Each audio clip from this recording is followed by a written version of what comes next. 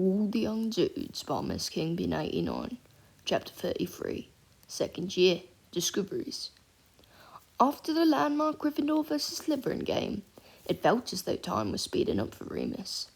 Part of this was down to balance having been restored in their dorm room.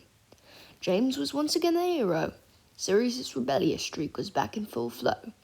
Peter was no longer treading on eggshells around either of them, and Remus had no peace and quiet at all, though he could hardly complain about it. As if trying to make up for lost time, James and Sirius tore through the final weeks of winter with a renewed zest for pranks and mischief. They spent half of their time under the invisibility cloak, casting X's at unsuspecting students in the halls, raiding the kitchens, and causing upset in the dining hall. At least 3 or 4 nights a week, they crept out together with Remus's map to plot the castle, though most of the time they returned with armfuls of sweets from Honeydukes instead. Peter often tried to tag along, but Remus needed all the sleep he could get. Its January and February full moons were not good. Neither was quite so bad as the December moon that had left him so obviously scarred, but neither were at all pleasant. Madame Pomfrey was relentless in her quest to find a solution. In January, she tried banishing his fingernails. Only temporarily, you understand. He'll have them back in the morning. But it did not stop his claws from growing once the transformation took hold. Remus was somewhat relieved by this, as she had plans to banish his teeth next. In February, she tried securing his arms and legs with magical manacles to stop him from hurting himself.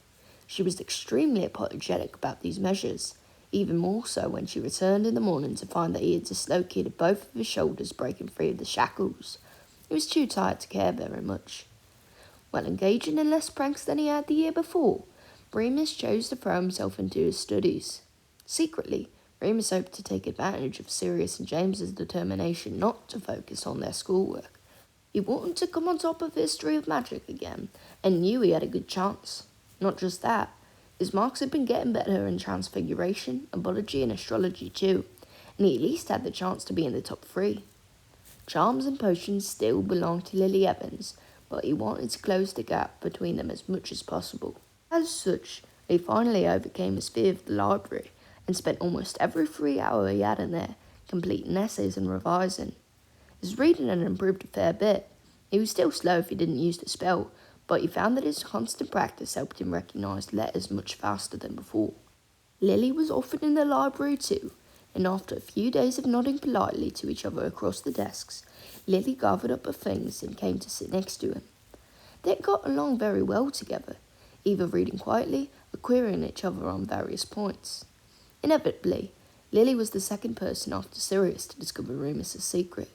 "Why do you do that?" she asked, looking at him curiously. "Do what?" "Every time you open a new book, you put your hand on it and scratch your head with your wand." "No, I don't." Remus put his wand down, guiltily. "Yes, you do," Lily said calmly, a small smile playing on her lips. "You muttered something too.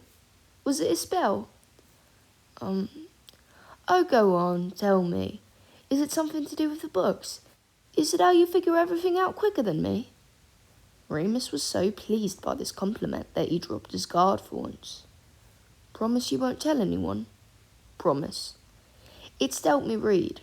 I can't, well, I find it harder than everyone else, reading the normal way." "Wow! How does that work?" Her eyes grew wider, as they always did when she was excited about something. Remus was surprised. She didn't seem at all interested to hear that he couldn't read normally.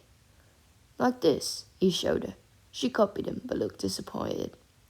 "It didn't work." "It's really hard to do," he explained. "Took me ages to get it right." "Where'd you find out about it? That's really advanced stuff." "I didn't. Sirius did. I don't think it's written down anywhere. It sounded more like he bunched a few different spells together. Probably why it's a bit clunky." "Really?" If Lily's eyes got any wider, they were in danger of falling out of her head. "I knew he was cleverer than the ox in older lessons. Oh, that git. Show me again." As well as Lily, Remus often found that he was joined by her friends, Mary and Marlene. At first he was unsure about this arrangement. He usually tried to avoid the other girls in his year purely out of instinct. Plus, The QMs were generally to be found giggling at the back of the class or fawning over some wizard celebrity in the common room. However, he was pleasantly surprised to find that both girls took their studies just as seriously as he did, and in fact that their interest in wizard pop stars was hardly different from Sirius and James's obsession with their favourite Quidditch teams. Mary was particularly nice to talk to. She was Muggle-born and from South London. Her accent made Remus feel strangely at home. She was unpretentious and had a broad smile and a loud, infectious laugh. Marlene was slightly quieter, but hysterically funny and able to mimic almost anyone in the school, including the teachers. And McGonagall was spectacular. Remus actually cried with laughter. The three girls were exceptionally kind to Remus, and he knew this was mostly because they thought he was ill. He didn't mind, though, because he was learning plenty of interesting things from them. For one, Mary had a spell for covering up blemishes, which didn't completely vanish the scars, but noticeably reduced their appearance. He never even thought to look in a beauty magazine for the solution. They introduced him to various other girly things. Mary had a crush on Sirius and Marlene on James. Remus thought they were completely mad and wondered if they'd feel the same way if they had to share a bathroom with Potter and Black. In return, Remus helped them with the history of magic, since he was apparently the only student in the whole school who actually found Professor Binns interesting. Marlene was excellent at astronomy and showed him how to plot his constellations using some clever mnemonic devices. "You're so nice, Remus," Mary said, in her usual blunt manner, one evening as they walked back to the common room together. "Marlene and Lily were proper scared of you first year." "What?" Remus almost dropped his books in surprise. "Mary, don't be so rude," Marlene hissed. "You were pretty aggressive," Lily explained, "and James started telling everyone that you were really rough and that you were in a gang." Remus snorted with laughter. As they entered the common room, he quickly spied Sirius, James and Peter huddled in a corner, poring over a very large, very thick book. Marlene and Mary burst into fits of giggles when they saw them and ran upstairs.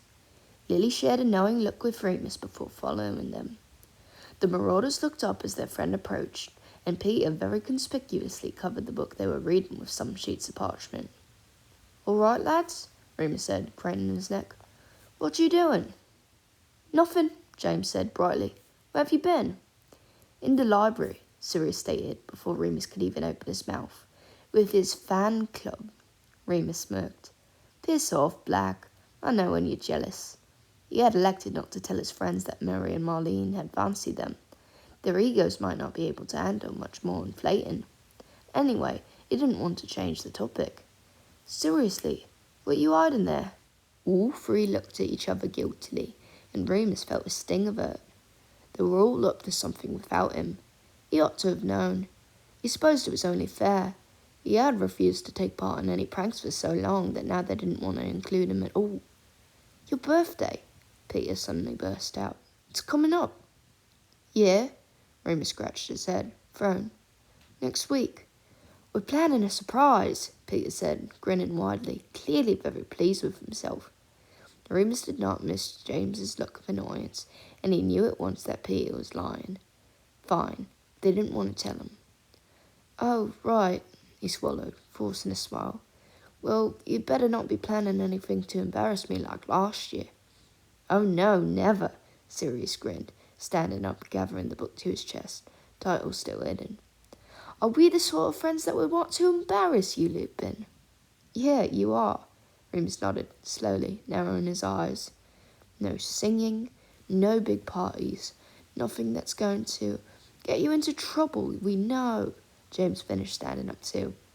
"Hey, why don't we invite your new friends, eh? Do us good to mix with the fairer sex, don't you think?" "Right," Sirius tossed his hair. "More like you want a chance to get Evans on her own." "How dare you?" James replied, cheeks slightly pinker than usual. "So if you're not in a gang," Mary mused, a few days later. They were checking each other's biology essays, and Mary was the fastest reader, and so she'd already finished. "Where do you get all those cuts and bruises?" "Pet rabbit," Remus replied, still reading Marlene's essay. "Vicious temper." Lily grinned at him. "Oh yeah? I thought you lived in a home." "I do," he said coolly. "We're allowed pets." That was somewhat true. There had been a goldfish for a time, till the tank got overturned by one of the older boys in a rage. "Oh, in a children's home?" Mary looked up. "Are you Muggle-born too?" "No," Marlene said promptly. "Lupin's a wizard's name." "Your dad?" She looked at him for confirmation. He nodded, unsettled. "Yeah, how'd you know?" "I saw the name on a trophy." "A trophy?" "Yeah, can't remember what for. I think it was outside the Ravenclaw common room." "Oh, right." He had never so much as glanced at any of the trophies except for the Quidditch Cup, which James stopped to pay homage to at least once a week. He was suddenly filled with an irrepressible urge to run all the way to the Ravenclaw corridor and drop the essay he was reading. Lily was watching him. "Go, Remus," she said softly, taking the parchment from him. The other two girls were looking at him too, somewhat pityingly. They nodded. He practically leapt up. He wasn't sure exactly what he'd expected. He could barely read for a few moments, he was so out of breath from sprinting up 3 flights of stairs. The case was mahogany and glass, regularly polished by Filch, or the house elves, he supposed. It was stuffed full of trophies and awards for 100 different achievements. Wizard Chess Champion, Tri-Wizard Tournament Victor, Drubal's Best Bubblegum Blowing Finalist. And there it was, a huge golden statuette depicting a wizard raising his wand in a silly-looking stance, as if he was serving a tennis ball. Lyle Lupin, Hogwarts Dueling Champion, 1946. He stared at it for a very long time, reading and rereading. He tried to think logically. This only confirmed things he had already knew. His father was in Ravenclaw. McGonagall had told him that in his first year. He was good at dueling, exceptionally good apparently. Both Slughorn and drunken old Darius had told him that. Really, all this did was confirm that his father had been at Hogwarts. He had belonged at Hogwarts. Had probably touched that very trophy. Remus pressed his fingers against the glass as if he could break through and grasp it.